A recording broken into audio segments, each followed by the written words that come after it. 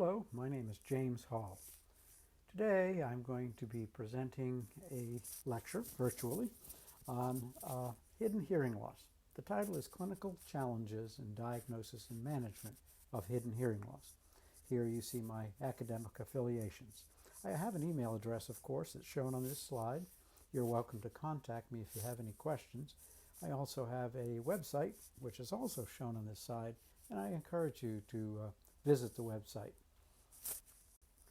The topics we're covering in this lecture, this 45-minute lecture, are shown here. We'll begin with a review of the background on hidden hearing loss, and then review the definition and the mechanisms for hidden hearing loss, along with some likely etiologies or causes. And then I'll spend some time on how you can evaluate a patient properly for hearing loss that will include the detection of hidden hearing loss. We'll finish up with a brief review of strategies for the management, or better yet, prevention and management of hidden hearing loss. So let's start with the background. What you see here on this slide is a brief little editorial I wrote for the Hearing Journal. It's available online, where I address the topic of hidden hearing loss from my perspective, from an audiologist perspective. And I talk a little bit about how hidden hearing loss first came about, or at least how the term was first coined, and then what it really means to the clinical audiologist. So we're going to start now with a little bit of a historical background to bring you up to speed. When did the term hidden hearing loss first emerge, and what studies led to the documentation of this disorder? Well, first of all, I'll have to say that hidden hearing loss is not the only type of hearing problem that's associated with normal audiogram.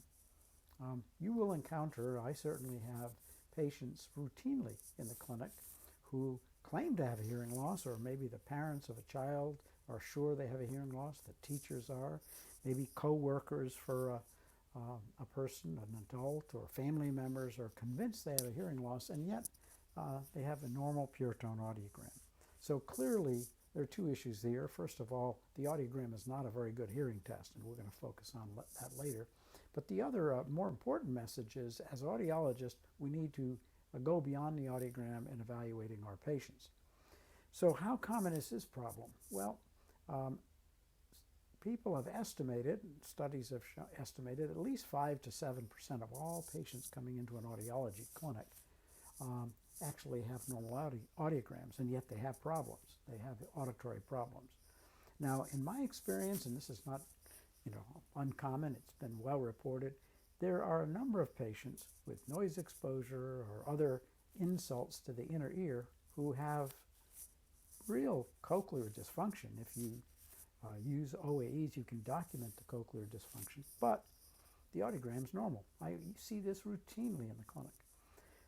One group of patients that fits that category are patients with bothersome tinnitus. It's not uncommon to encounter a patient who's complaining about horrible tinnitus, it's destroying their life, and yet their hearing sensitivity is normal. In fact, many physicians incorrectly tell patients with normal audiograms, well, there's nothing wrong with you, and therefore there's no way you could possibly have a problem like tinnitus. But that's not the case. And then, of course, many patients, adults and children, coming in for auditory processing assessment, where somebody's concerned about auditory processing, or an audiologist like me says, well, based on your history, we need to be concerned about auditory processing. The vast majority of those patients have normal audiograms. So actually in my patient population, I've always focused in the last 20, 25 years on patients with bothersome tinnitus and patients suspected of APD. And consequently, in any given week, at least 80 to 90% of my patients had normal audiograms, and yet here they are seeing an audiologist because there's concerns about their hearing. And then, of course, there may be patients with normal audiograms who have hearing complaints, which really are more based in cognitive functioning. So these might be children who are developmentally delayed, or they might be older adults who have cognitive decline. In any case, their audiogram's normal, but they have hearing problems or communication problems. And that's true also for children and adults with other disorders such as attention deficits. So the bottom line is many patients coming in to see an audiologist have problems, but they might have, and they have all kinds of complaints, but their audiogram's normal. And hidden hearing loss fits into that category. Now, the concept underlying hidden hearing loss is some type of neural problem in a person who appears to have a normal cochlea. And we're going to discuss that more in a moment. But that concept that there could be neural deficits in people, particularly those who have been around loud noise, was first introduced by this fellow here, Harold Shukneck, who spent his entire career pretty much at Harvard University and a very, very well-respected otolaryngology and audiology clinic in Boston called the Massachusetts Ear and Eye Infirmary. And Dr. Shukneck, who's now deceased, published 2 editions of a fantastic textbook. It's right behind me in my bookshelf, entitled Pathology of the Ear. So as early as 1970s, Dr. Shukneck was proposing that there were a variety of different mechanisms and causes for hearing loss, and one was neural degeneration or neural dysfunction in a person who appeared to have a sensory hearing loss. And here's a figure from Dr. Shukneck's book showing an audiogram on the left-hand side, and it's a high-frequency hearing loss, probably presbycusis, maybe a little noise-induced hearing loss underlying the presbycusis. And you can see from the lower bottom part of it that although that looks like a sensory hearing loss, in fact, it's mostly neural. And of course, Dr. Shukneck was well known for his temporal bone laboratory. So he had a setup where patients would undergo basic audiologic assessment in the clinic, and then they would donate their temporal bones when they died for study, for research. So we'd have access to histopathological findings that were related to clinical findings. Now, this is almost unheard of in audiology, but this was a major contribution of Dr. Shukneck. Of course, he did many other things as well professionally. So this is what's called neural presbycusis. In other words, it's age-related hearing loss, but not mostly affecting the nerves rather than the hair cells. And he showed this basically by analyzing temporal bones and showing neuron degeneration or absence in these patients. Well, years later, Sharon Kujawa at the same institution, Harvard and Mass Eye and Ear, conducted a study with mice. This was in 2006, documenting the same general phenomenon. That is, mice whose cochleas were relatively intact, but who had neural degeneration after exposure to noise. That was in 2006, not humans, but mice. Now, obviously, she was inspired by Dr. Shukneck's work. She actually worked with him at Harvard, so she was well aware of his work. A few years later, another study in a mouse appeared, and this was also by the same research people, and they're at Mass Eye and Ear. And this is the first time where the term hidden hearing loss is mentioned. Now again, this is still animal study, so nobody had really proven that this phenomenon of hidden hearing loss, neural problems, and reasonably intact cochlea existed in human beings. Now, this is the first time the term hidden hearing loss was used in an article involving human beings. And these folks were studying tinnitus. That was their interest. And they found patients, as I've just mentioned, who had normal audiograms, and yet they had physiological evidence of a hidden hearing loss. You can see it's right in the title, hidden hearing loss. And at this point, this was only 10 years ago, people started to get really excited about this. And I remember newspaper articles. I'd be reading a newspaper and seeing reference to this hidden hearing loss. I got interviewed by people who were producing TV stories or radio stories about hidden hearing loss. So this really started to catch on. It's a catchy term, hidden hearing loss, and people started to ask, well, what is this? How common is it? How do you evaluate these patients? The same group at Mass Eye and Ear and Harvard, Sharon Kujawa, and one of her colleagues, Charlie Liberman, published this paper. Now we're at 2016, about 10 years after the original mouse paper. This is the first human study that I'm aware of on hidden hearing loss. And this also generated quite a bit of a buzz in audiology and in the media. And this study got a lot of, in the earlier ones too, began to kind of prompt a lot of researchers to focus on hidden hearing loss as their main research topic.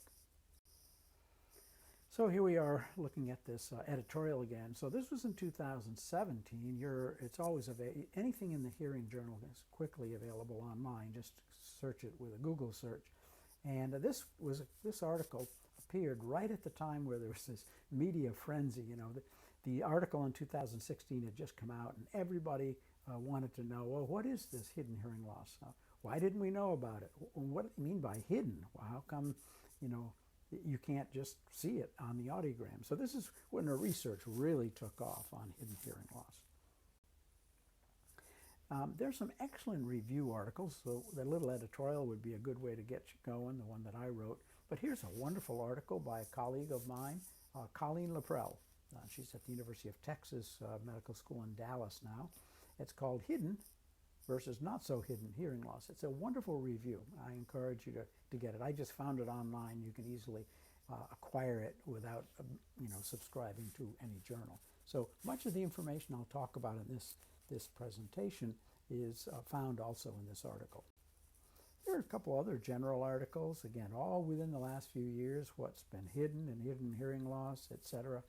So I encourage you to find these articles. They're available to anyone and read up on this topic because you will encounter patients with normal audiograms with something wrong with their auditory system, and this is one of the possibilities.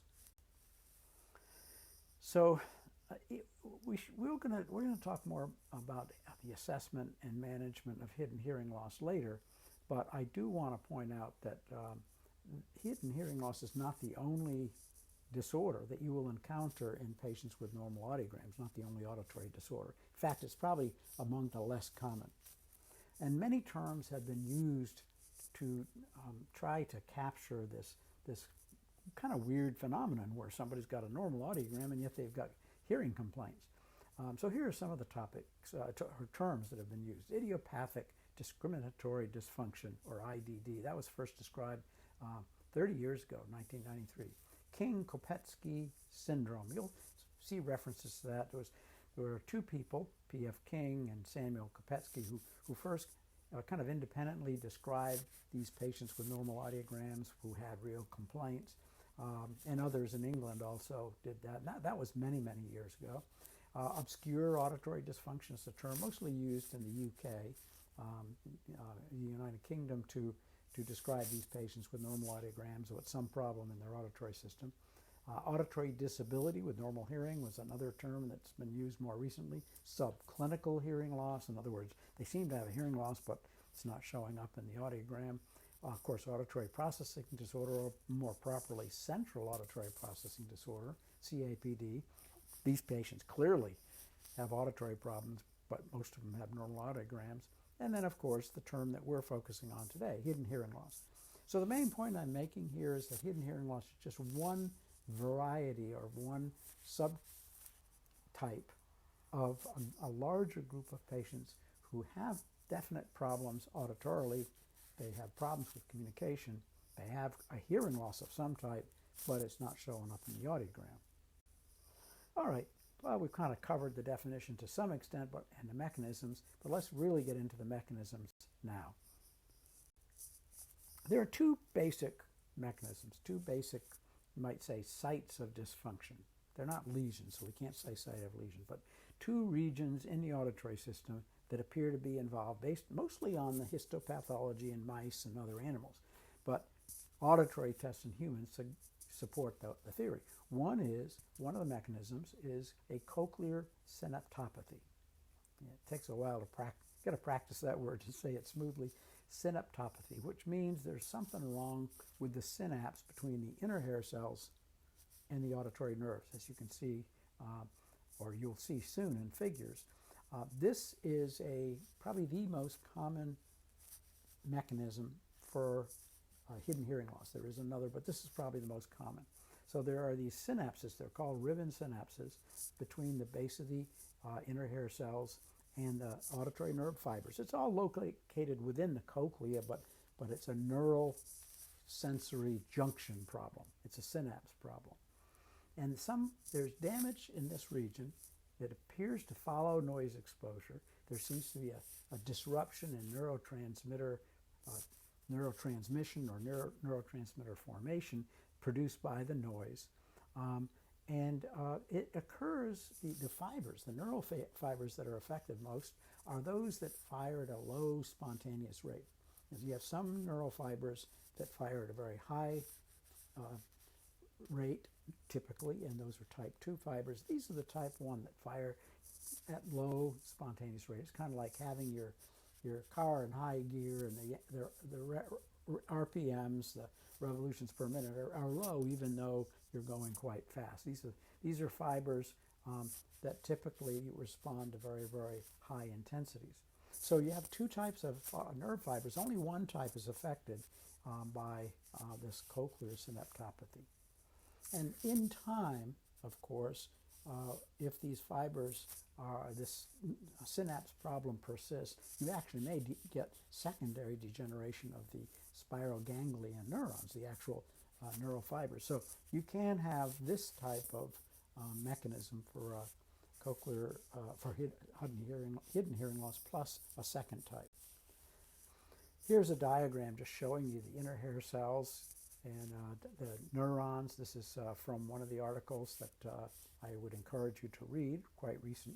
Actually, there are two citations here, but the same group of authors, showing that you've got a deficit at the synapse between the base of the inner hair cells and the auditory nerve. The synapse is not functioning. There's a synapse there, but it's not functioning properly.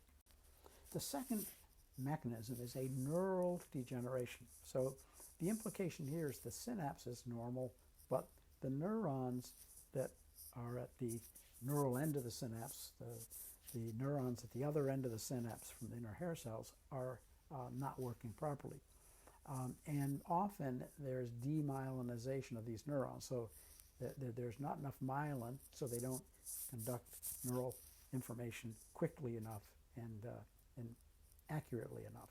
And again, this is also secondary to noise exposure or other mechanisms such as aging.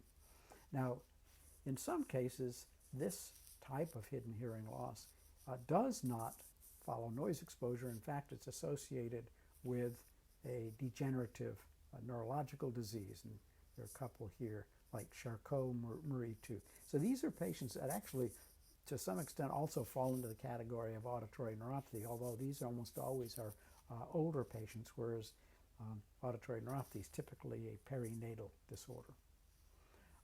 So these are the two mechanisms, cochlear synaptopathy and neural degeneration, and the neural degeneration sometimes may actually follow cochlear synaptopathy. Now, before we leave the mechanisms, I'm just going to ask some basic questions, and I'm not the only one to have asked these.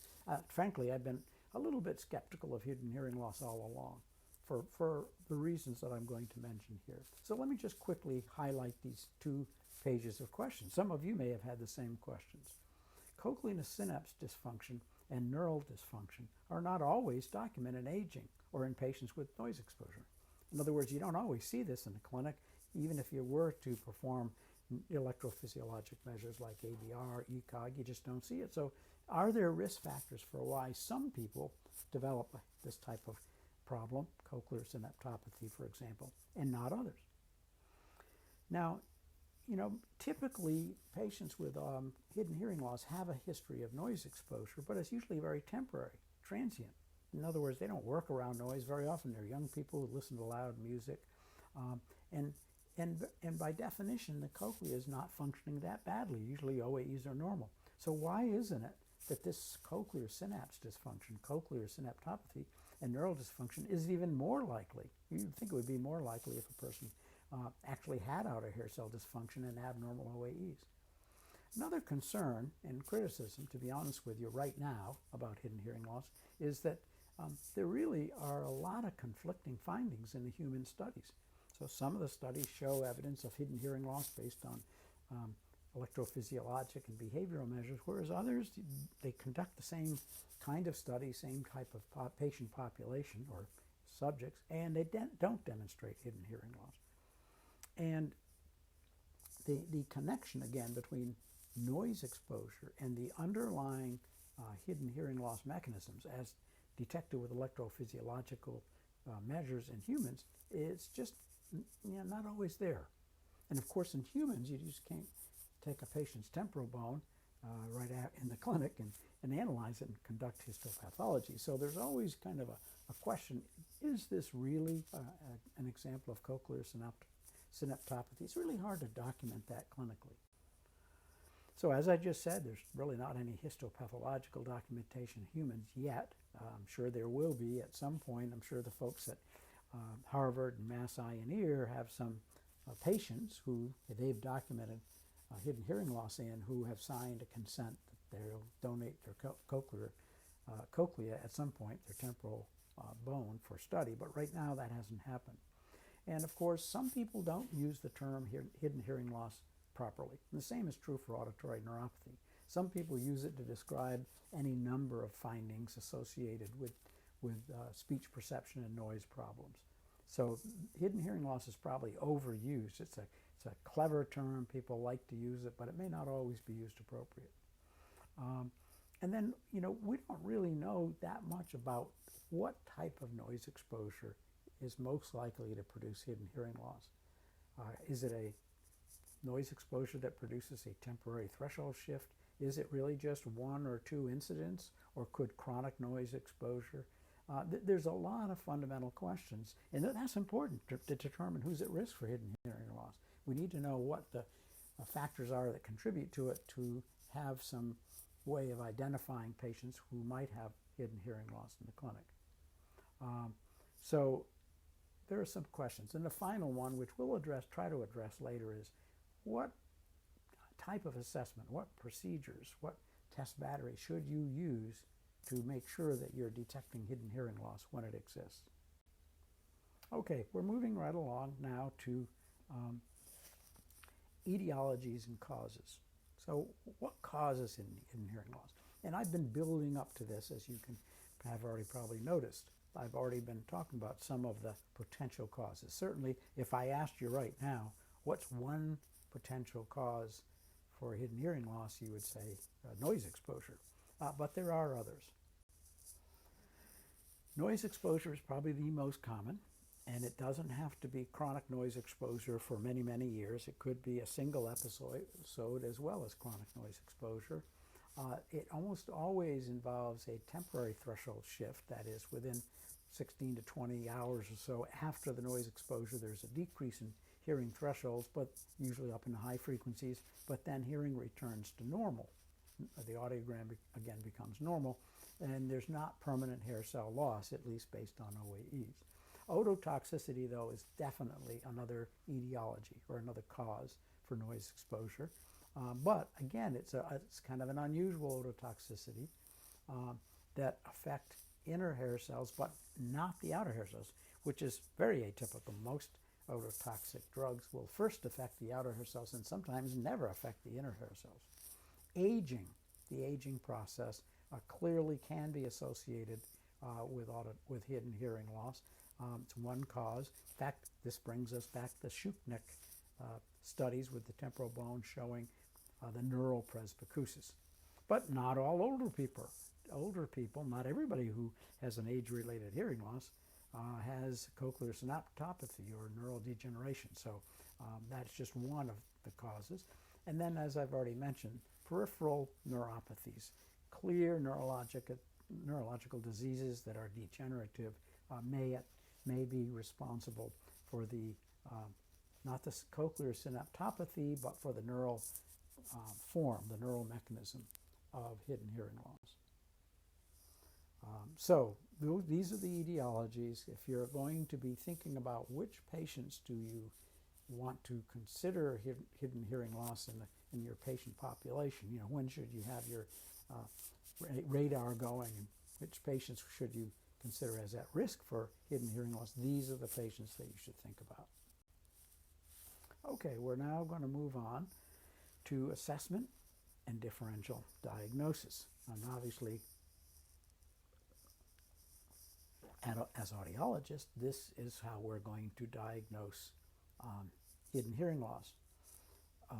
Well, I'm going to start out with a couple of general statements. The first is, don't rely on the audiogram. I'm going to really criticize the audiogram in the next 10 or 15 minutes. And if your students are just getting started in audiology and your knowledge of audiology is to a large extent based on recording an audiogram, performing pure tone audiometry, and understanding the audiogram, you might be thinking to yourself, my gosh, I thought the audiogram was a good test of hearing. I thought the audiogram was probably one of the best tests of hearing, and sometimes the only test of hearing. And I'm going to take the audiogram off the pedestal today for you. I've been taking it off the pedestal for many years, and I'm going to put the audiogram in its proper place. It's not an almighty audiogram. It's a test that provides some information, but we can't rely on it to detect all problems, to detect auditory dysfunction in all patients that we see. So that's one point. The audiogram is an inadequate test of hearing. You're not going to detect hidden hearing loss with the audiogram. The second point, which is closely related, is that you really need to use always, and not just when you're worried about hidden hearing loss, but always you need to be using a comprehensive test battery, which involves objective tests as well as behavioral tests. In other words, you need to follow the cross-check principle every time you evaluate a patient of any age, child or an adult. If you administer the right test battery, the proper tests are administered with a specific patient, you will always detect APD, you'll always detect hidden hearing loss, you'll always detect auditory neuropathy spectrum disorder, and you'll be able to differentiate those three problems from your basic sensory hearing loss. So let's get into this topic in more detail. In the United States, the first hearing test battery was developed back in the 1940s, long time ago, well over 75 years ago. And the person who's usually given the credit is Raymond Carhart, who's shown here, but there were other people. I could talk for an hour just about this whole concept of the history of audiology or how it began. Another important person back then was C.C. Bunch, Cornelius Cordia Bunch, but there were many others. And at the time, the reliance was on pure tone audiometry. Why was in 1940s was the audiogram kind of the main hearing test, and people rarely went beyond that, maybe simple speech test, and that was it? Well, that's all they had. There were no OAEs, oral emittance measurements hadn't been discovered. There really weren't even any good speech perception and noise tests back at that point. Obviously, things have changed, at least in terms of the tests we have available. Unfortunately, most audiologists still are performing an audiological assessment the way their grandfathers were back in the 1940s and 50s. Here's some data from Ian Windmill and Barry Freeman, two audiologists in the United States, showing the types of hearing tests that are administered to an older group of patients, people coming in to see an audiologist who are 65 years and older. And these patients are patients that have complaints. Somebody's worried about their hearing, or maybe they're worried about their hearing. And yet, audiologists, at least in the United States, but I would suspect this is worldwide, typically almost rely exclusively on the audiogram. And they rarely perform any other tests, maybe some tympanometry, almost never OAEs, almost never speech and noise. So one reason hidden hearing loss is hidden is because audiologists aren't using the right tests to detect it. So if I showed you this audiogram, if I were there and I said, okay, I walked up to you during a break and said, what do you think about this patient's hearing? You'd say, oh, it's normal, normal hearing. And that's not true. This patient has the ability to hear faint tones, pure tones, normally at 5 dB, 0 dB. But we don't know whether their hearing's normal or not. It's just a normal detection of faint, pure tone signals. So one problem is that we keep relying on this old audiogram, and there's a lot of forms of auditory dysfunction are therefore hidden. Somebody with this audiogram, normal audiogram, coming into your clinic might have any number of problems. They might have normal hearing sensitivity. They obviously have normal hearing sensitivity. They might have normal hearing after a complete diagnostic test battery is administered, but they could have cochlear dysfunction that's just not affecting the audiogram. You can lose, based on animal research, 15 to 20 to 25% of all hair cells and still have a normal audiogram. And the same thing for neural fibers. We've got many more hair cells and neurons than we need to process these simple pure tones, just detect when they're present.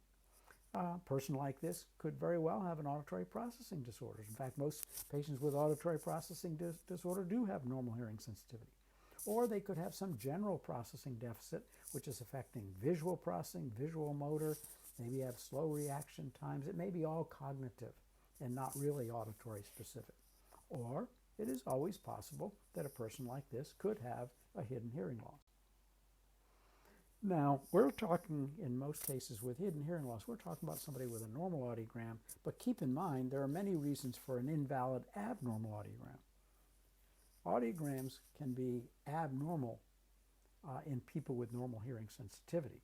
And there are many, many factors or listener variables that can affect any behavioral test, including pure tone audiometry. There are technical problems, as listed here. I've seen hundreds of patients over the years where it looked like they had a hearing loss on the audiogram, but they didn't because there was some technical problem with the earphones, with the audiometer, maybe with the instruction for the patient, collapsing ear canals, any number of problems. Then there are patient factors, and we've already talked about a couple of these, cognitive issues, for example, developmental delay.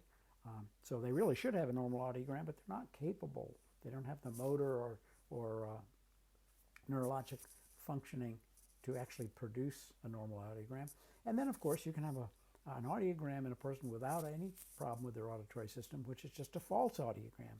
It may be intentionally false, or it may be some psychogenic explanation for it. And therefore, the audiogram is not invariably accurate. It can be very inaccurate in many cases. That's a good argument for performing more than just behavioral measures. These are, again, I've mentioned listener variables, but I want to come back to them. Anytime you have a patient undergoing pure tone audiometry or speech audiometry, all of these factors come into play. Now, rarely will you end up with a normal audiogram when these factors are involved. These factors usually produce what looks like an abnormal audiogram. Thresholds are not normal, and yet there's no auditory explanation. So what is wrong with the audiogram? I've kind of hinted around at it. Well, first of all, it is a very poor hearing test. It's a outdated hearing test, and it's inadequate hearing test.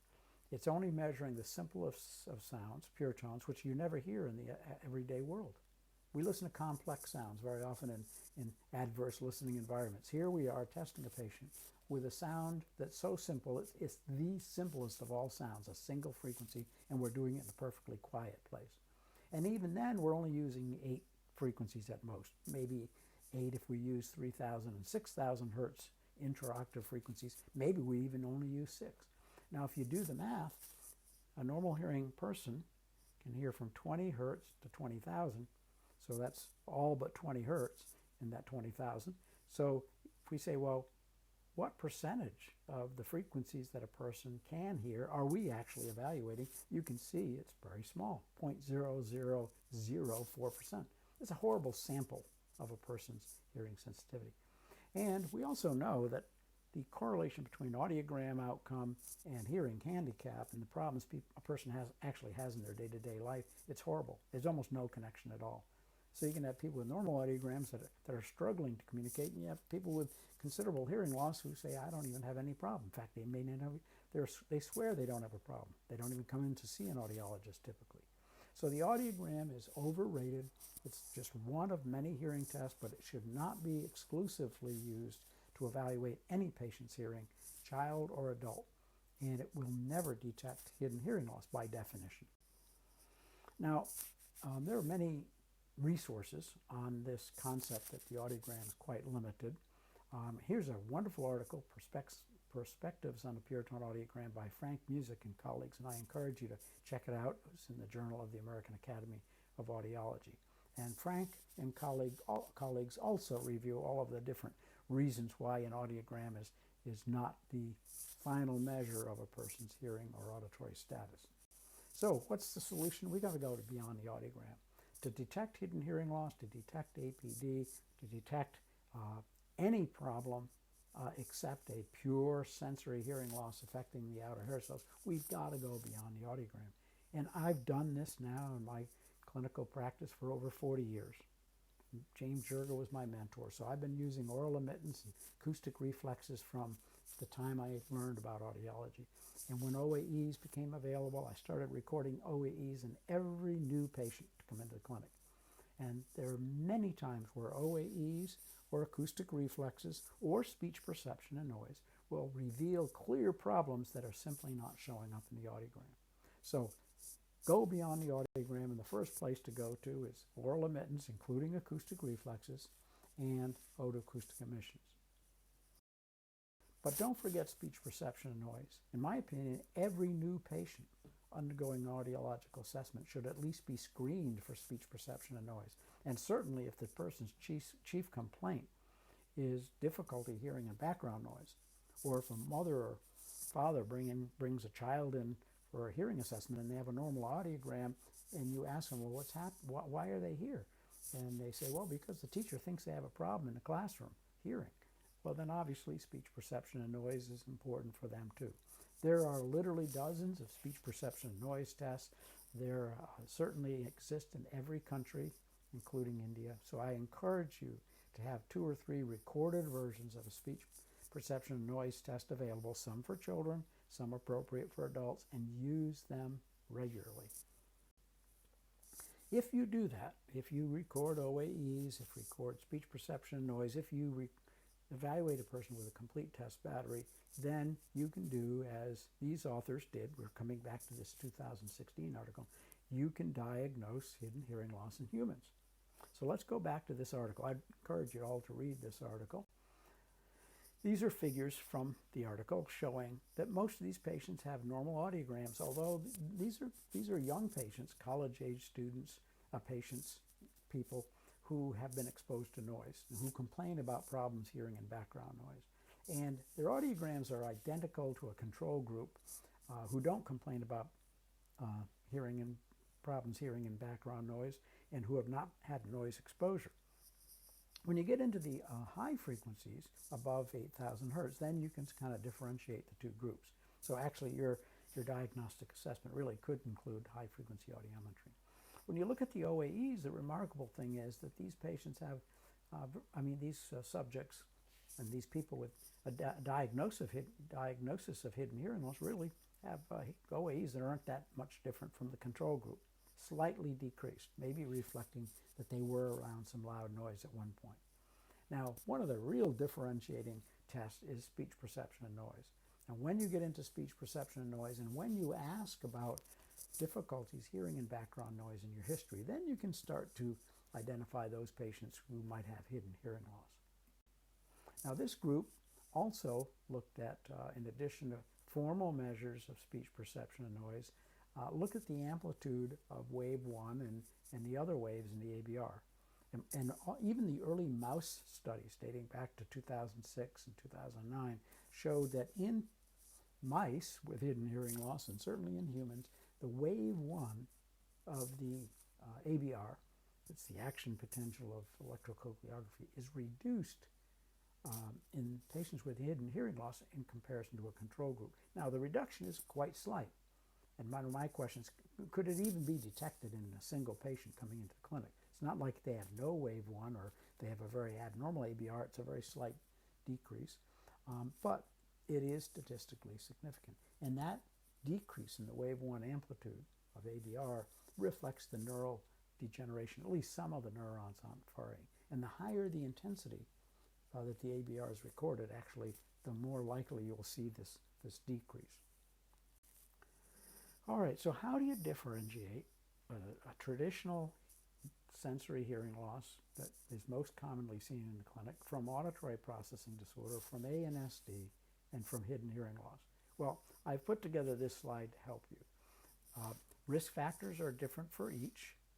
The chief complaint may be different for some. Sometimes it's similar.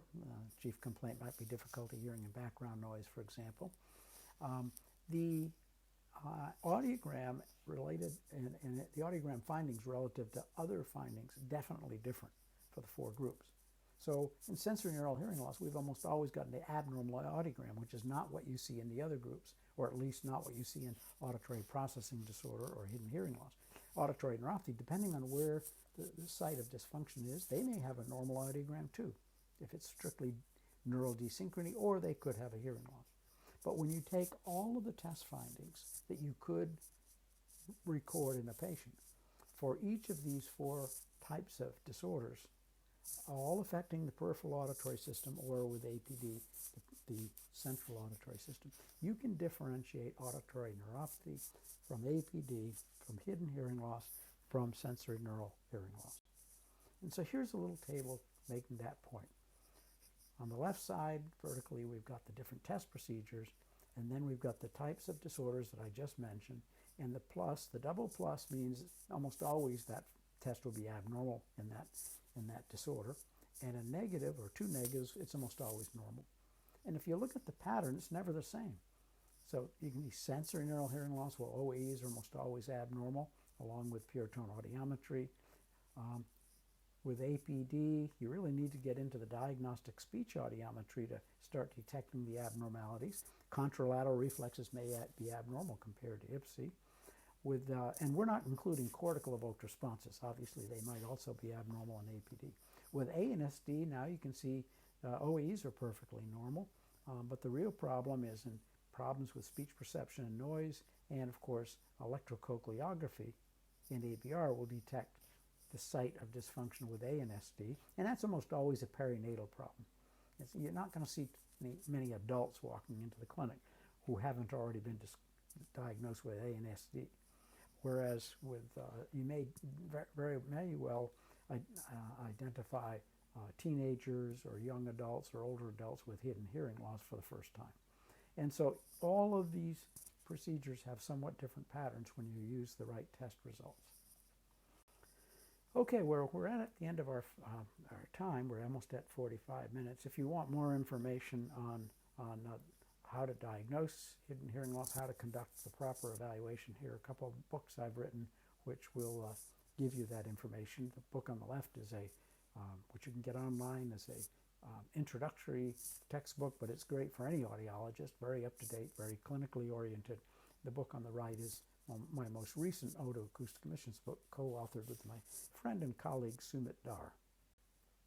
All right, we're getting to the end here, so let's just talk about how do we manage these patients? Well, the best form of management is prevention. Prevention is so important. It's really the most effective management for hidden hearing loss. I would encourage you to check out this article. It's a very recent review of this very topic of prevention or protection of the ear and prevention of hidden hearing loss. Here are the major strategies. Hearing conservation, hearing protection is so important. It's better to never even have to deal with hidden hearing loss rather than to try to manage a patient who has been diagnosed with hidden hearing loss. So, no, and don't just think about noise, think about music. So this should start in childhood. Hearing conservation and hearing prevention. Ototoxicity monitoring and mitigation. Whenever possible, ototoxic drugs should be minimized. And when a patient's receiving ototoxic drugs, the moment there's any cochlear damage as detected by OEs, if possible, the ototoxic drug management should be modified. Less of the drug, more breaks between administration of the drug, some type of otoprotective mechanism to minimize any dangerous effects of the drug. Genetic studies, it's quite clear that some family members, some people with certain genetic abnormalities are more likely to develop hidden hearing loss. Well, okay, so those are all kind of prevention and early detection. What about actual management? Well, if the person has any degree of peripheral hearing loss, and some will, people with older patients may have a peripheral hearing loss as well as a hidden component, so to speak, a neural component, then a personal FM system with a microphone close to the speaker, or amplification with special features such as directional microphones will help a person with the most important problem that they're having, which is speech perception and noise. The article I just showed you, the review article on protection of the synapse, has some wonderful information on potential, I say potential, medical management strategies where protein abnormalities associated with hidden hearing loss are medically managed, neurotransmitter deficiencies or abnormalities are medically managed, and even the possibility of regenerating or repairing synapse damage medically. So that's research now, but I would follow that research because it is likely to produce some clinically applicable findings. I've recently written an article last year, 2021, on promoting healthy hearing over the lifespan, where I talk a lot about this whole issue of prevention, not just hearing conservation and hearing protection, but other ways that we can prevent hearing loss by taking into account comorbid conditions, patient's lifestyle, etc. Okay, well, as I wrap up my lecture, I want to point out that I am a faculty member, professor at Salus University. And Salus University has two international audiology programs online, which you might be interested. One is a Master of Science, Clinical Audiology, obviously for somebody with a bachelor's degree. And the other is the International Doctor of Audiology degree, which is for someone who already has the master's degree. Many of the students that we currently have in the program actually are from India, and some of them actually acquired their master's degree first at Salus University, and now they're going on for their AUD. So I encourage you to check that website out if you haven't already. So that's the end of my lecture, and I hope that it was enlightening for you. I do hope that you go beyond the audiogram as you evaluate patients, and every patient you see in the clinic, when you first begin to evaluate them, assume that they could have hidden hearing loss, they could have APD, they could have a problem that you will not actually diagnose accurately if you only rely on the audiogram. Thank you very much.